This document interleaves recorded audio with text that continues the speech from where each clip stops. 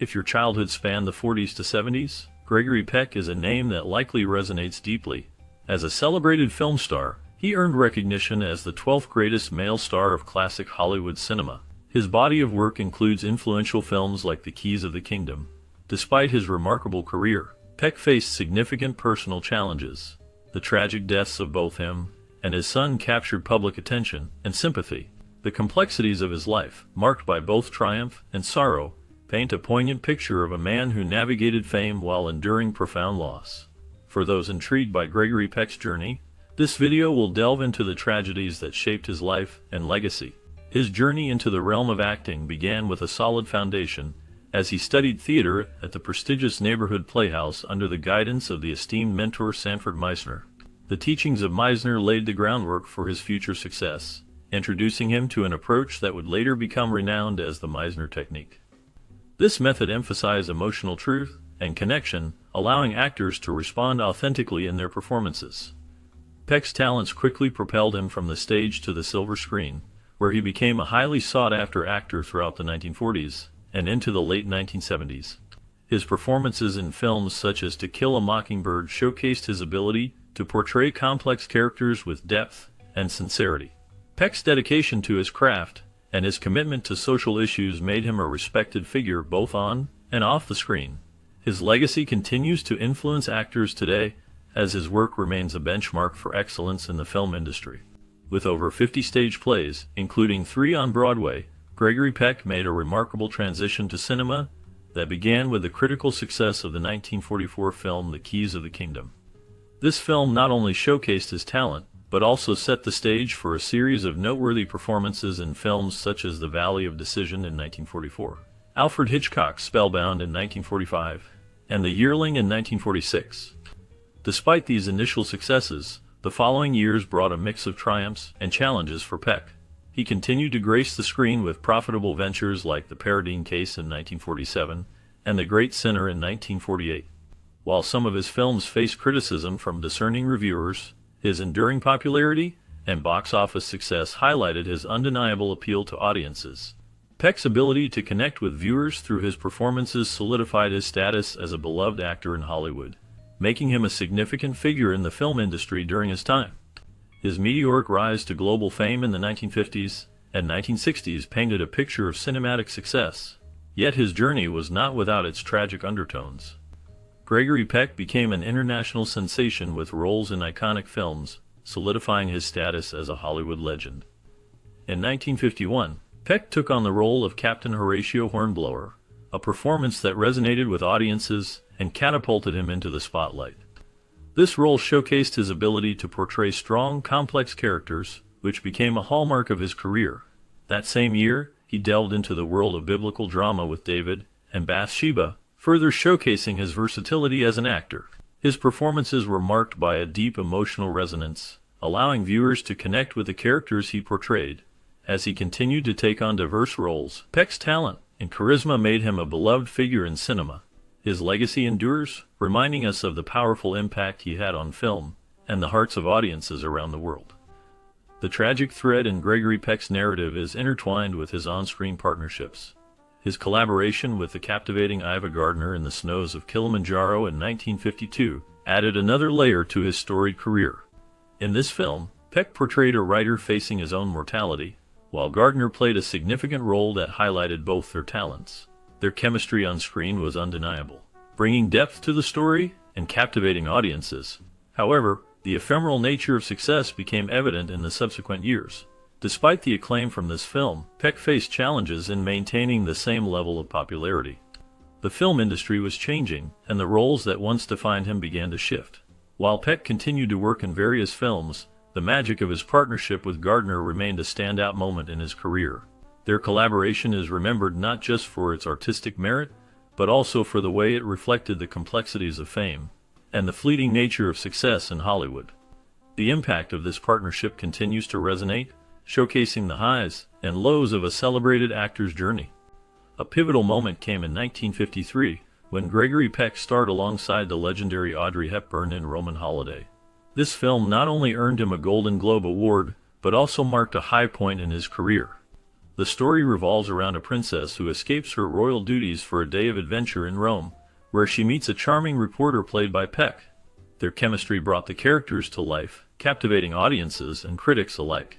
The film's success solidified Peck's status as a leading man in Hollywood. However, behind the glitz and glamour of the awards and accolades, a sense of melancholy lingered. This feeling hinted at the complexities that often accompany fame. Peck, known for his deep and thoughtful performances, often grappled with the pressures of being in the spotlight. His ability to portray characters with depth and sincerity resonated with many, yet the weight of public life sometimes overshadowed his personal joys. The Golden Globe was a testament to his talent, but it also served as a reminder of the challenges that come with such recognition. As the 1960s and 1970s unfolded, Gregory Peck continued to grace the screen with memorable performances in films that left a lasting impact on audiences. In 1961, he starred in The Guns of Navarone, a thrilling war film that showcased his ability to portray strong, heroic characters. The following year, he took on a darker role in Cape Fear, where he played a lawyer facing off against a menacing ex-convict.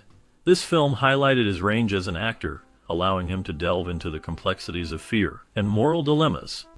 In 1976, Peck appeared in The Omen, a horror film that became iconic for its chilling storyline and his compelling performance as a father grappling with the supernatural.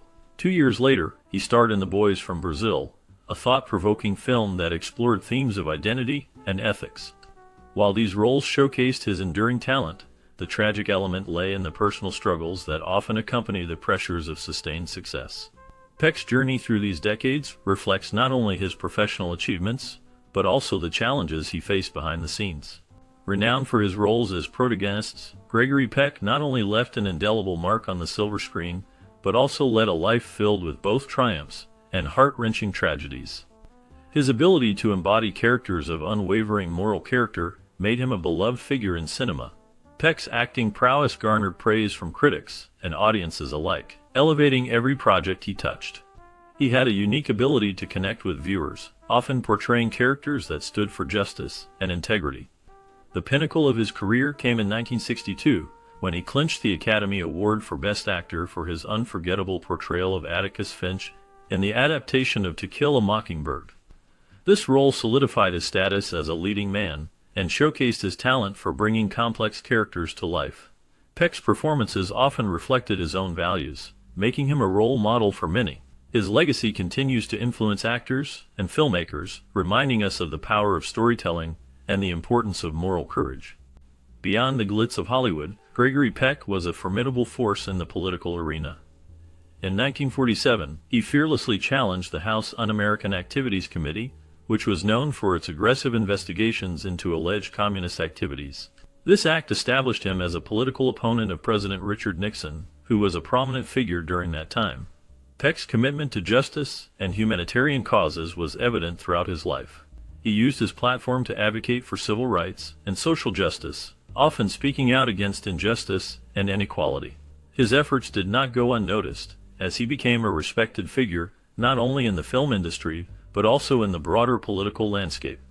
In 1969, President Lyndon B. Johnson honored Peck with the prestigious Presidential Medal of Freedom, recognizing his contributions to society and his unwavering dedication to humanitarian efforts. Peck's legacy as an actor is intertwined with his activism, showcasing how he used his influence to promote positive change. Amidst a fulfilling career and active political life, Gregory Peck faced a devastating blow with the sudden and tragic death of his son, Jonathan. This loss brought profound grief that transcended the realm of work, plunging Peck into a personal abyss of sorrow. Jonathan's life, though promising and filled with noble pursuits, took a tragic turn that left a deep scar on the Peck family. The impact of this loss was immense, affecting not only Gregory but also those around him. Jonathan had shown great potential and had aspirations that resonated with his father's values. The bond between father and son was strong, and losing Jonathan was like losing a part of himself. This tragedy highlighted the fragility of life and the unexpected challenges that can arise, even for those who seem to have it all. The Peck family had to navigate their grief while trying to honor Jonathan's memory, which was a difficult journey filled with heartache. The legacy of Jonathan's life and the love shared within the family continued to resonate, reminding them of the importance of cherishing every moment. After completing college, a tall and handsome young man named Jonathan chose a path less traveled by enrolling in the Peace Corps. He dedicated years of his life to Tanzania, where he worked on an agricultural syllabus in Swahili. This experience showcased his commitment to meaningful endeavors and a desire to make a difference in the world. Upon returning to California, Jonathan immersed himself in the world of media, starting at an hour radio station and later moving to a Santa Maria TV station. Colleagues described him as kind and polite, and he stood out for his refusal to succumb to vices. He avoided drugs and rarely indulged in alcohol, focusing instead on realizing his goals and ideals. Jonathan shunned the typical youthful indulgences of partying, presenting an image of a dedicated and ethical individual. However, behind this facade of ethical living, some colleagues detected a darker side to Jonathan's personality, hinting at complexities that lay beneath his polished exterior.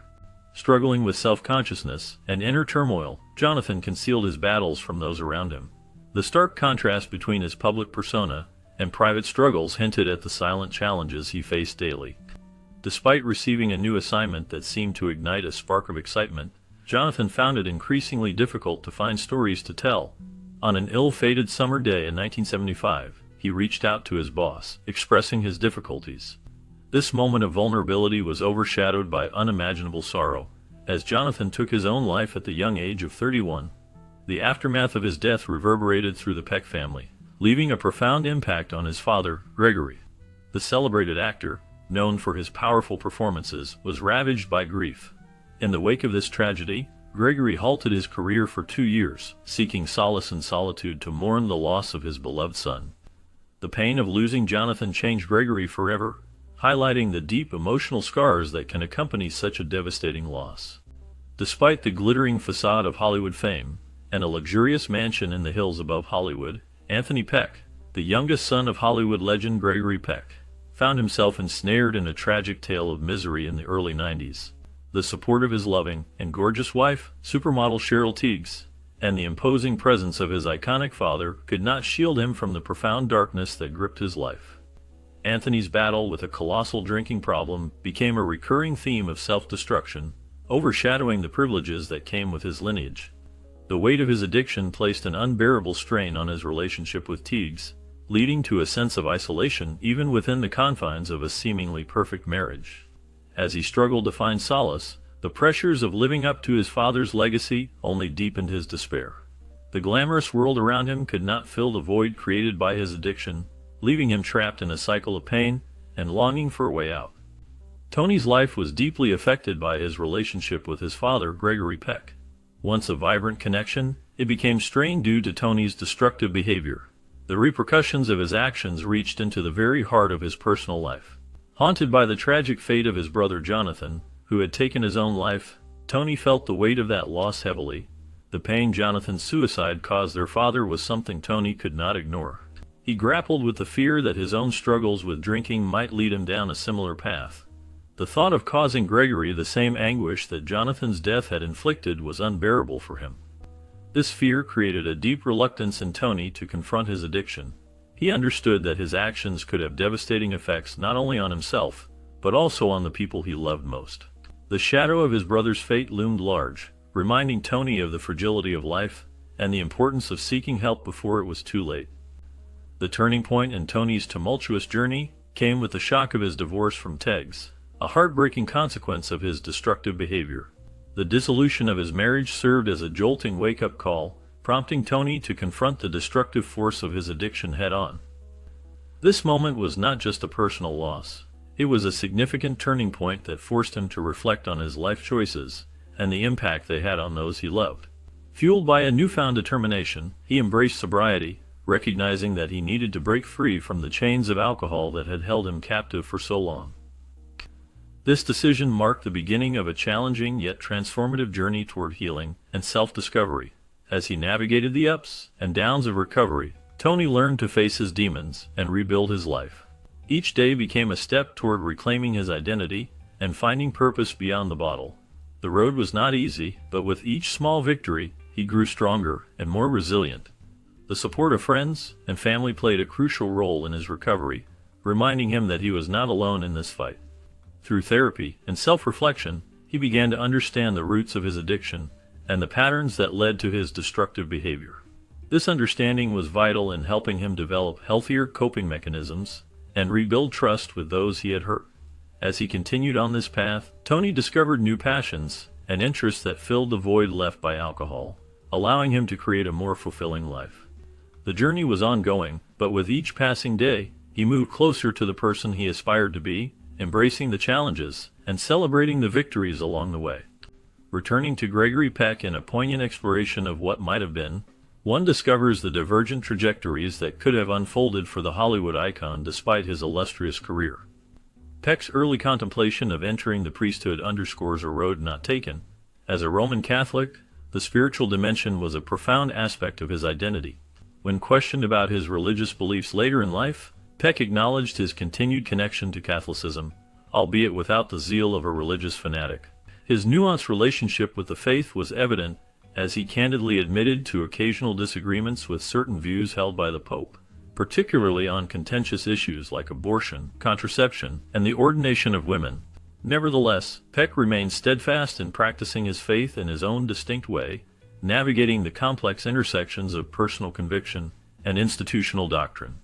This balance between his beliefs and the teachings of the Church reflects a thoughtful engagement with his spirituality, revealing a man who valued his faith while also embracing his individuality. Amid the complexities of Gregory Peck's personal life, his second marriage stands out as a significant chapter. This union was solemnized by a justice of the peace instead of a priest, a choice that reflected the Church's prohibition on remarriage while a former spouse is still living. This decision marked a poignant departure from the traditional sacramental rituals typically associated with marriage. Peck's commitment to his faith was evident not only in his personal choices but also in his philanthropic efforts. He generously supported the missionary work of Father Albert O'Hara, a close friend whose endeavors resonated deeply with Peck's sense of charity.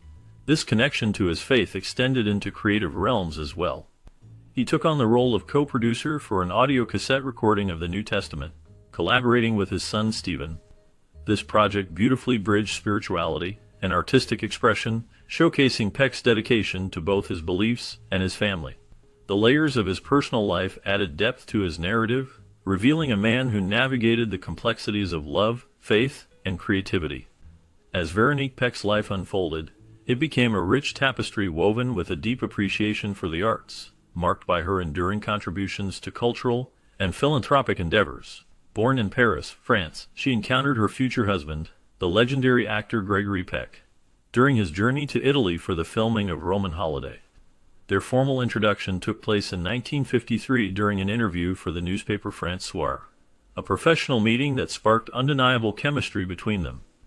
At the age of 23, Veronique made a significant move to the United States, embracing a new life and culture. On New Year's Eve in 1955, she and Gregory exchanged vows just one day after he finalized his divorce from his first wife, Greta Klein. Unlike his previous marriage, Veronique and Gregory enjoyed a union that stood the test of time, lasting for an impressive 48 years until Gregory's passing in June 23. Throughout their life together, Veronique played a vital role in supporting Gregory's career, while also pursuing her own passions in the arts and philanthropy, leaving a lasting impact on the cultural landscape. Veronique Peck's commitment to the arts was significant and impactful, extending well beyond her role as the wife of a Hollywood icon. She played a vital role in establishing the Inner City Cultural Center in South Los Angeles, which aimed to provide artistic opportunities and education to underserved communities. Additionally, she was the founder of the Los Angeles Music Center, a hub for cultural events and performances that enriched the local arts scene. Veronique was also a dedicated fundraiser for the Los Angeles Public Library, recognizing the importance of access to literature and learning for all. Alongside her husband, she was instrumental in raising $50 million for the American Cancer Society in the late 1960s, showcasing her commitment to philanthropy and community service.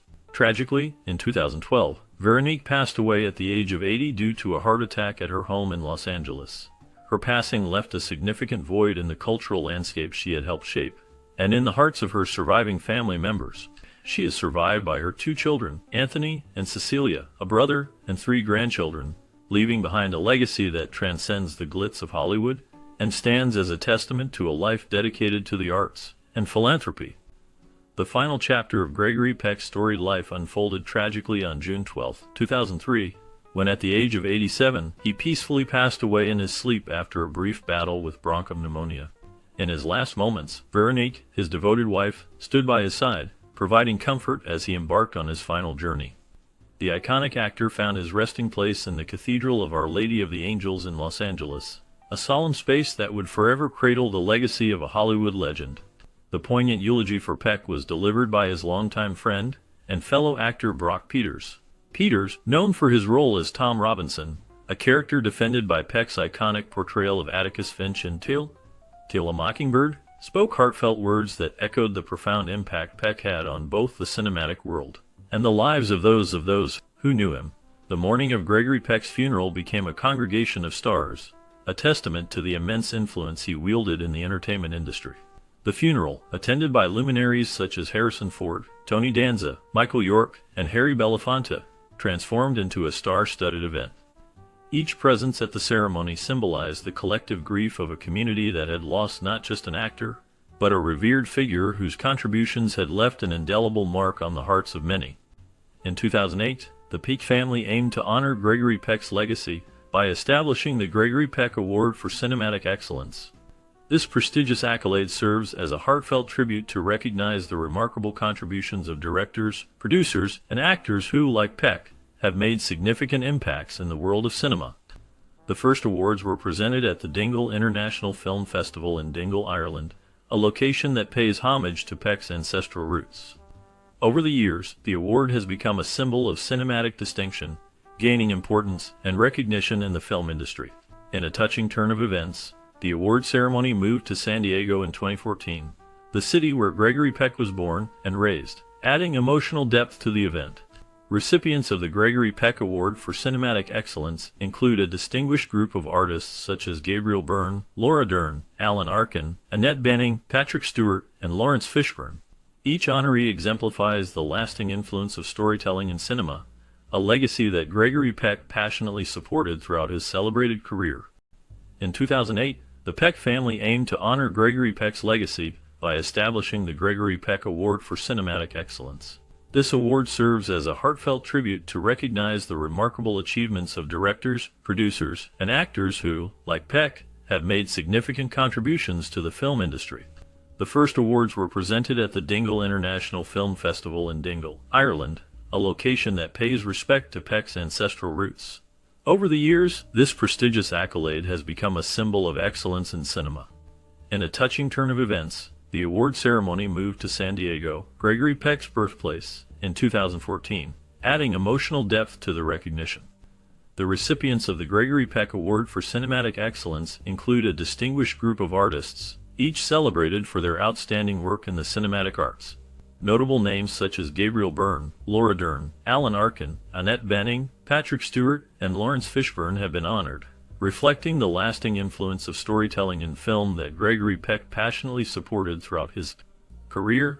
In a poignant and reflective gesture, Gregory Peck made a significant contribution to the preservation of cinematic history and his own legacy in 1999. The tragedy here lies in the bittersweet nature of this act, where the acclaimed actor chose to part with a deeply personal collection that spanned his entire career. Recognizing the importance of preserving the art of filmmaking, Peck decided to donate his personal collection of home movies and prints of his feature films to the Film Archive of the Academy of Motion Picture Arts and Sciences. This act went beyond a mere transfer of materials. It was a relinquishing of memories, a part of himself intimately tied to the various characters he had brought to life on the silver screen. The Film Archive at the Academy became the custodian of Peck's cinematic journey, holding not only the tangible reels of his feature films, but also a piece of the actor's soul captured in the home movies. These artifacts, carefully preserved, became a testament to Peck's dedication to his craft and his contribution to the world of cinema. The tragic undertone lies in the inherent melancholy of letting go of something so personal. The films that Peck donated were not just celluloid reels. They were a reflection of his life's work, a visual diary of the roles he inhabited, the stories he told, and the emotions he conveyed. In this act of generosity, Peck essentially entrusted his cinematic legacy to the custodianship of an institution, parting with a piece of himself for the sake of the art form he so deeply revered. The mention of printed materials in the Gregory Peck papers at the Academy's Margaret Herrick Library adds another layer to the tragedy. It implies that not only the visual, but also the written records of Peck's journey, perhaps scripts with his annotations, personal notes, or correspondence, now reside in an archive, creating a poignant separation between the man and the artifacts that encapsulate his life's work. Eldred Gregory Peck's early life was marked by a tragic connection to historical events. Born on April 5, 1916, in the La Jolla neighborhood of San Diego, California, his parents were Bernice May Bunny and Gregory Pearl Peck. His father, a chemist and pharmacist, hailed from Rochester, New York. Peck's roots were a blend of English, Irish, and Scots heritage. His father's ancestry traced back to England and Ireland, while his mother's lineage included English and Scots origins. Despite this diverse background, Peck's upbringing was predominantly influenced by Catholicism, the religion his mother embraced after converting from her own faith. The tragedy in Peck's family history unfolded through a familiar link to the tumultuous events of the Easter Rising. His paternal grandmother, Kathleen Ashe, was Irish-born, and through her, Peck was related to Thomas Ashe, a key figure in Irish history. Thomas Ashe actively participated in the Easter Rising of 1916, occurring less than 3 weeks after Peck's birth. Unfortunately, Ashe's involvement led to his imprisonment, and he met a tragic end during a hunger strike in 1917, dying while being force-fed. At the tender age of 5, Peck's parents underwent a divorce, leading to a separation from his family. Raised by his maternal grandmother, he found solace in weekly trips to the movies, a comforting routine that would later influence his future career in acting. However, tragedy struck again when, at the age of 10, Peck was sent to St. John's Military Academy in Los Angeles, a Catholic military school. During his time there, his grandmother, who had been a constant presence in his life, passed away, leaving a significant void. The loss of this maternal figure undoubtedly had a profound impact on young Peck. At 14, he faced another upheaval in his life as he moved back to San Diego to live with his father. Adjusting to this new living arrangement, he attended San Diego High School, where he completed his secondary education in 1934. Seeking further academic pursuits, he enrolled at San Diego State Teachers College, now San Diego State University, for a year. During this period, he became involved in various activities, joining the track team and pledging to the Epsilon Eta fraternity. However, tragedy had not yet loosened its grip on his life. Peck's aspirations took a turn when, at the age of 19, he transferred to the University of California, Berkeley, initially pursuing a path toward medicine as a pre-medical student and majoring in English. Peck stood out not only for his academic pursuits, but also for his physical prowess, rowing on the university crew. Despite his imposing stature at 6'3", financial challenges persisted. Despite a remarkably low tuition fee of $26 per year, Peck found himself struggling to make ends meet, eventually taking on the role of a hasher, a kitchen helper for the Gamma Phi Beta sorority, in exchange for meals. During his time at the University of California, Berkeley, Eldred Gregory Peck faced both personal and academic challenges that significantly shaped his life. This period was crucial for him, as it led to the discovery of his passion for acting. Peck's resonant and well-modulated voice set him apart from his peers, drawing attention and intrigue. After taking a public speaking course, an acting coach recognized his potential and encouraged him to explore the world of acting. This encouragement ignited a growing interest in the craft within Peck. Under the guidance of Edwin Duer, the director of the university's Little Theater, he found a platform to delve into his newfound passion. Duer recognized Peck's talent and recruited him for various theatrical productions. During his senior year, Peck took on challenging roles in 5 plays, showcasing his versatility. Notably, he portrayed Starbuck in a production of Moby Dick, a role that required a deep understanding of character and a strong stage presence. Reflecting on his Berkeley years, Peck later expressed that it was a profoundly special experience, stating it woke me up and made me a human being. This sentiment underscores the transformative impact of his time at the university on his personal and artistic growth. The challenges and triumphs he faced on stage contributed to shaping the actor he would become. In a poignant gesture in 1996, Peck donated $25,000 to the Berkeley rowing crew in tribute to his coach, the renowned Kai Abite. This act emphasized his gratitude for the support he received during his rowing days and highlighted the lasting impact of his Berkeley years on his life's trajectory.